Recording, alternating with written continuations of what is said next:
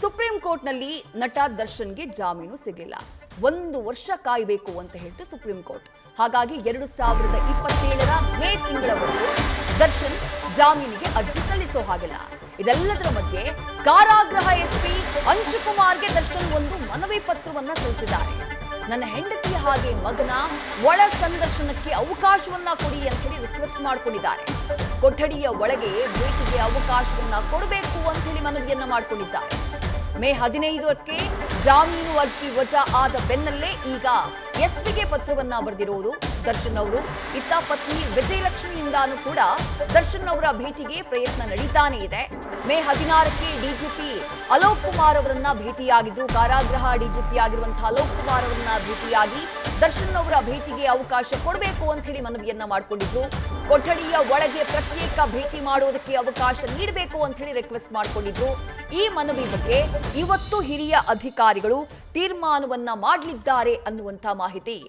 ಮತ್ತಷ್ಟು ಡೀಟೇಲ್ಸ್ ನಮ್ಮ ಪ್ರತಿನಿಧಿ ಶಿವಕುಮಾರ್ ನೀಡ್ತಾ ಹೋಗ್ತಾರೆ. ಶಿವಕುಮಾರ್, ಮುಂದಿನ ವರ್ಷ ಮೇ ತಿಂಗಳವರೆಗೂ ಕೂಡ ನಟ ದರ್ಶನ್ ಅವರಿಗೆ ಜಾಮೀನು ಅರ್ಜಿಯನ್ನ ಸಲ್ಲಿಸುವುದಕ್ಕೆ ಅವಕಾಶ ಇಲ್ಲ.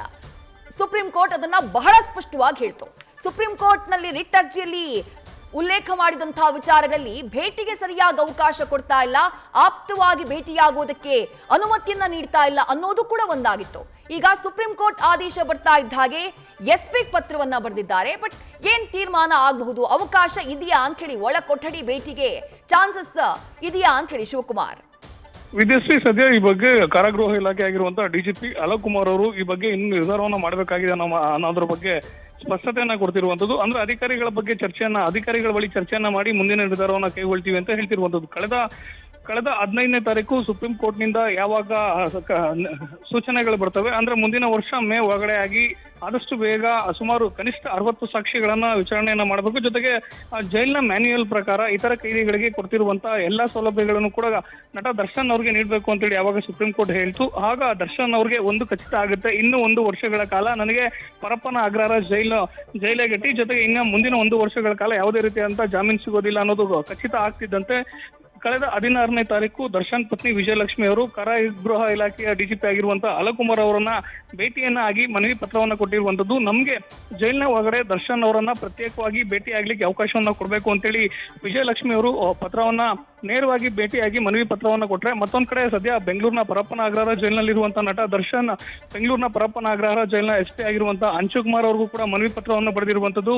ಪತ್ನಿ ಹಾಗೂ ಪುತ್ರನನ್ನ ಜೈಲಿನ ಕೊಠಡಿಯ ಒಳಗಡೆ ಪ್ರತ್ಯೇಕವಾಗಿ ಭೇಟಿ ಮಾಡ್ಲಿಕ್ಕೆ ಅವಕಾಶವನ್ನ ನೀಡಬೇಕು ಅಂತೇಳಿ ಸದ್ಯ ದರ್ಶನ್ ಬರೆದಿರುವಂತಹ ಪತ್ರ ಹಾಗೂ ವಿಜಯಲಕ್ಷ್ಮಿ ಅವರು ಅಲೋಕ್ ಕುಮಾರ್ ಅವರನ್ನ ಭೇಟಿಯಾಗಿ ನೀಡಿರುವಂತಹ ಪತ್ರಕ್ಕೆ ಕುರಿತಂತೆ ಇದುವರೆಗೂ ಕೂಡ ಕಾರಾಗೃಹ ಇಲಾಖೆ ಅಧಿಕಾರಿಗಳು ಯಾವುದೇ ಸ್ಪಷ್ಟ ನಿರ್ಧಾರಕ್ಕೆ ಬಂದಿಲ್ಲ. ಈ ಹಿಂದೆ ನಟ ದರ್ಶನ್ ರೇಣುಕಾಸ್ವಾಮಿ ಕೊಲೆ ಕೇಸ್ನಲ್ಲಿ ಅರೆಸ್ಟ್ ಆಗಿ ಸದ್ಯ ಪರಪ್ಪನ ಅಗ್ರಹಾರ ಜೈಲಿಗೆ ಸೇರಿದಂತ ನಂತರದಲ್ಲಿ ಬಳ್ಳಾರಿ ಜೈಲಿನಲ್ಲಿದ್ದಂತ ಕಾಲಾವಧಿ ಆಗಿರ್ಬೋದು, ಬೆಂಗಳೂರಿನ ಪರಪ್ಪನ ಅಗ್ರಹಾರದಲ್ಲಿ 2 ಬಾರಿ ಇರುವಂತಹ ಕಾಲಾವಧಿ ಆಗಿರ್ಬೋದು, ಈ ವೇಳೆ ಸರಿಸುಮಾರು 50ಕ್ಕೂ ಹೆಚ್ಚು ಬಾರಿ ನಟ ದರ್ಶನ್ ಅವರಿಗೆ ಕುಟುಂಬಸ್ಥರನ್ನ ಭೇಟಿಯಾಗಲಿಕ್ಕೆ ಅವಕಾಶವನ್ನ ನೀಡಲಾಗಿದೆ.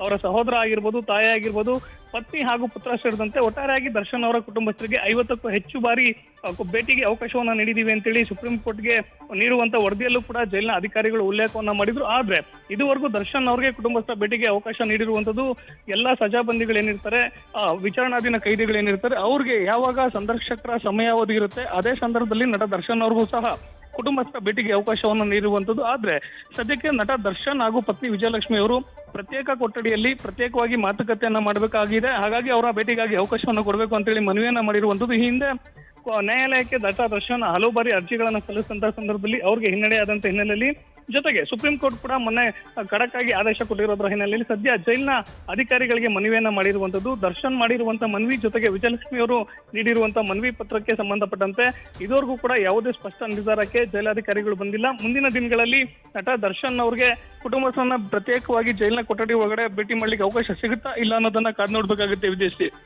ಥ್ಯಾಂಕ್ ಯು ಶಿವಕುಮಾರ್, ತಮ್ಮೆಲ್ಲ ಡೀಟೇಲ್ಸ್ಗೆ. ನ್ಯೂಸ್ ಫಸ್ಟ್ ನಿರ್ಭೀತಿಯಿಂದ ನಿಮ್ಮ ಪರವಾಗಿ.